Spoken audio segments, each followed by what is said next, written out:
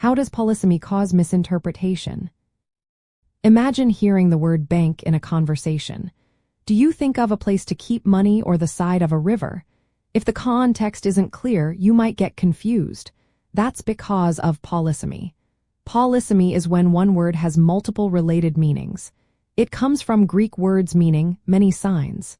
This makes words flexible but also tricky. Take the word run. It can mean to move quickly, to operate a machine, or to manage a business.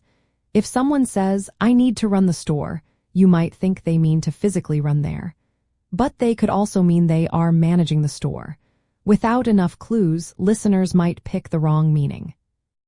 Polysemy is different from homonymy. Homonyms are words that sound and look the same but have no connection. For example, bat can be an animal or a sports equipment. But in polysemy, the meanings are related. For example, head can mean the body part or a leader. Both ideas relate to being at the top or in charge. Problems happen when the context doesn't make the meaning clear.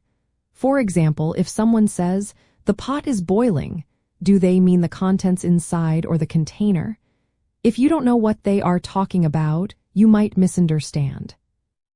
In everyday talk, polysemy can cause mix-ups. It can happen in books, legal papers, or even when translating languages. For example, if someone says, "I will bank on your support," they mean they relying on it. But if someone isn't paying attention, they might think they are talking about a financial bank. Knowing about polysemy helps us communicate better. It reminds us to pay attention to the words around a keyword. Sometimes, adding extra words or asking questions clears up confusion. Learning new words also becomes easier when we understand they can have different meanings. So, polysemy can cause misunderstandings if we don't notice the clues in the conversation.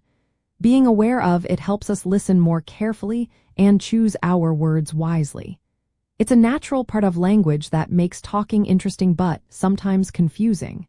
Paying attention to context is the best way to avoid getting mixed up.